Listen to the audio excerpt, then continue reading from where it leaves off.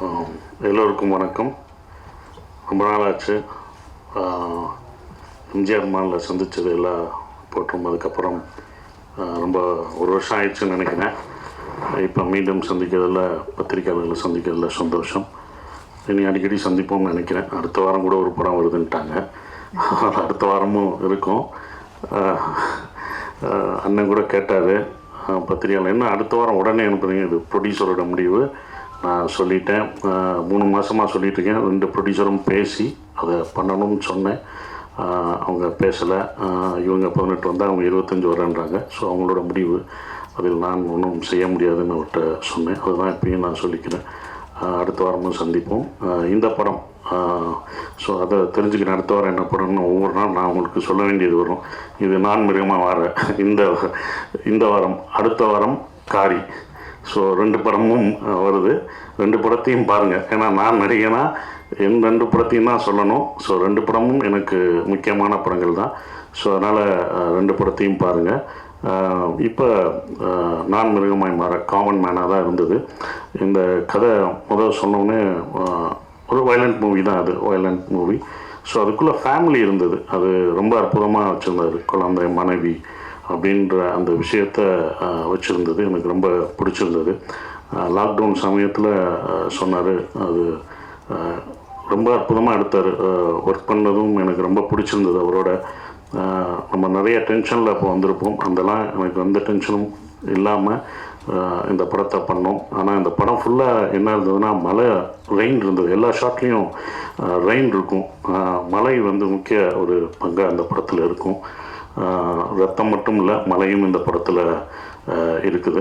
அப்புறம் ரொம்ப சிறப்பாக பண்ணியிருந்தார். இவரோட அடுத்த படமும் நான் நடிக்கிறேன். அதில் சதீஷ்வாவோட அடுத்த படத்துலையும் நான் நடிக்கிறேன். ஒரு அடுத்து ராஜா சார், கேமராமேன் ராஜா பட்டாச்சார்ஜி சார், ரொம்ப அற்புதமாக பண்ணியிருந்தார். அவரோட ஒர்க் எனக்கு ரொம்ப பிடிச்சிருந்தது. சார், நாங்கள் பண்ணுற அடுத்த படத்தில் ரொம்ப மிஸ் பண்ணோம் சார். நான் கேட்டேன், ராஜா சார் எதுவும் இல்லைன்னு, வேறு படத்தில் இருக்காங்கன்ட்டாங்க. ஸோ ரொம்ப மிஸ் பண்ணுறோம். ரொம்ப சந்தோஷமாக இருந்தது அவரோட ஒர்க் பண்ணது. அப்புறம் இதில் நான் சவுண்ட் இன்ஜினியராக பண்ணேன். எல்லோரும் சொன்னாங்க முதலாக பார்த்துருக்கோன்னு. ஜிப்ரான் சார் கூட சொன்னார், சசி சாரை முதல் எனக்கு இப்போ தான்ப்பா வேலையே கொடுத்துருக்காங்க. இல்லாட்டி கிராமத்தில் எங்கேயோ இருந்துகிட்ருப்பேன், கையிலையும் வேட்டியும் சுற்றிட்டு ஒன்று வயல்வெளியில் இருப்பேன். இப்படி இருப்பேன். முதல் எனக்கு கொடுத்தாங்க. ஸோ ஜிப்ரான் சாரோட மியூசிக் ரொம்ப அற்புதமாக இருந்தது.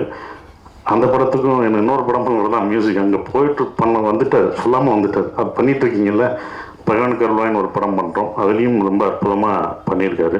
அதோட ஒர்க்கு தான் போயிட்டுருக்கு. ரொம்ப அற்புதமாக பண்ணார். ஏன்னா இந்த படத்தில் பாட்டு இல்லை, சாங்கே இல்லாமல் ஒரு முதல் படம் நான் பண்ணுறேன். டான்ஸ் எதுவுமே வைக்கல. ரொம்ப சந்தோஷமாக தான் இருந்தது. பாட்டு இல்லாமல் ஒரு படம் அப்படின்னும்போது ரொம்ப சிறப்பாக. அதில் பேக்ரவுண்ட் ஸ்கோர் ரொம்ப முக்கியம். ரொம்ப அற்புதமாக பண்ணியிருந்தார். தேங்க்யூ சார், ரொம்ப நல்லா சிறப்பாக பண்ணியிருந்தீங்க. அப்புறம் ஆர்ட் டைரக்டர் ரொம்ப சிறப்பாக என்னென்ன தேவையோ கதைக்கு அதை பண்ணியிருந்தார்.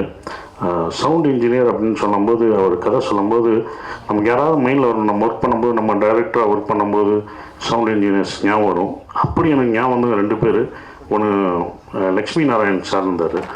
அவரோட நான் சுப்பிரமணியத்தில் ஒர்க் பண்ணேன். அப்புறம் உதயகுமார் சார். ஆனால் இந்த படத்தில் என்ன சொன்னாங்கன்னா, இந்த படம் கதைப்படி சவுண்ட் இன்ஜினியர் ஃபஸ்ட் சீன்லேருந்து ரொம்ப சோகமாக, கதை கோபமாக, ரொம்ப முகத்தெரிக்க வைக்கணும், சிரிக்கக்கூட கூடாது. பல்ல காமிச்சாலே ஒன்முறை கேட்பாங்க. அப்போ எனக்கு வந்தது உதயகுமார் சார் தான். அதனால தான் அவரை மாதிரி அவரோட இன்ஸ்பிரேஷன் உதயகுமார் சார் தான். அது மாதிரி அவரும் ஒர்க் பண்ணும்போது என்னன்னு பேச மாட்டார். அவர் வேலை அவர் உண்டு அப்படின்னு தான் சீரியஸாக இருப்பார். அந்த சீரியஸ்னஸ் தான் நான் அதை இது பண்ணேன். ஸோ அவர் எனக்கு இந்த படத்துக்கு இன்ஸ்பிரேஷனாக இருந்தார். எப்படி அவர் இது பண்ணுவார் எல்லாம் நான் வாட்ச் பண்ணேன். நான் படத்துக்கு இது பண்ணாத அப்படியே நான் இது பண்ணிட்டேன். ஸோ அதுக்கு நன்றி சார். எனக்கு இன்ஸ்பிரேஷனாக அந்த படத்துக்கு இருந்தது. அப்புறம் அந்த கடைசி உட்காந்துக்கார், அவரை பற்றி சொல்லலை. அவர் யாருன்னு இன்ட்ரடியூஸ் பண்ணல. அது அவரோட சொல்லணும், அவரோட மச்சான். அவர் அந்த படத்தில் டைரக்டரோட மச்சான் தான் வில்லனாக நடிக்கிறாரு. அப்புறம் விக்ராந்த் சூப்பராக பண்ணியிருக்காரு அந்த படத்தில். எனக்கும் அவருக்கும் வர்ற சீன்லாம் ரொம்ப இதாக இருக்கும். ஸோ அவருக்கு என் நன்றியை தெரிவிச்சுக்கிறேன். ஹரிப்பிரியா என்னை பார்த்து பயப்படுறாங்க. ஏன்னா ஏன் பயப்படுறாங்க அதை விளக்கத்தை சொல்லிடுறேன். அப்புறம் நீங்கள் போட்டுருவீங்க, ஹீரோயின் சசிகுமாரை பார்த்து பயந்தார் மிரண்டான்னு போட்டுற போகிறீங்க. அதனால் நான் சொல்லிடுறேன். இல்லை அதுதான் போடுவாங்க. அது எதுனாலன்னா, அந்த என்ன இது வரைக்கும் நான் எங்களோட காம்பினேஷன் ஃபுல்லாக அப்படின்னா சாஃப்டாக ரொம்ப அமைதியாக டீ கொண்டு வா, காஃபி கொண்டு வா, நம்ம இங்கே போகலாமா, இப்படி தான், இவ்வளோதான் இருக்கும், இவ்வளோதான் பேசுவேன். கத்தியும் பேச மாட்டேன். அவங்க தான் ரொம்ப லவுடராக பேசுவாங்க. அவங்க இன்றைக்கி தான் என்னோடய ஆக்ஷன் சீனே பார்த்துருக்காங்க. ஏன்னா அவங்களோட இந்த ஆக்ஷன் சீன் எதுவுமே பண்ணதில்லை. ஸோ இது பண்ணியிருக்காங்க. ஸோ அவங்க வந்து சிறப்பாக இந்த தமிழுக்கு மீண்டும் வந்தது.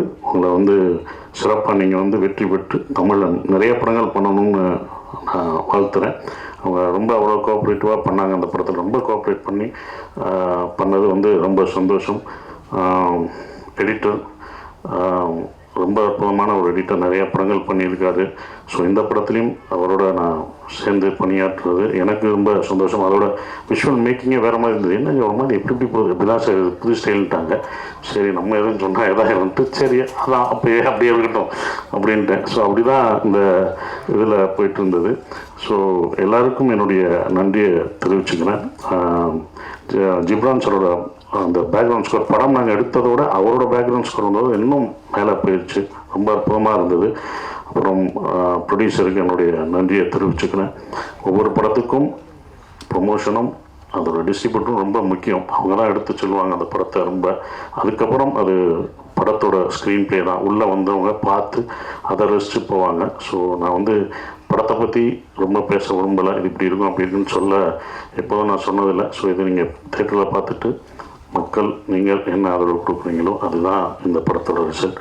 இதை சிறப்பாக கொண்டு போங்கன்றதை அவங்ககிட்ட கேட்டுக்கிறேன். நன்றி, வணக்கம், தேங்க்யூ.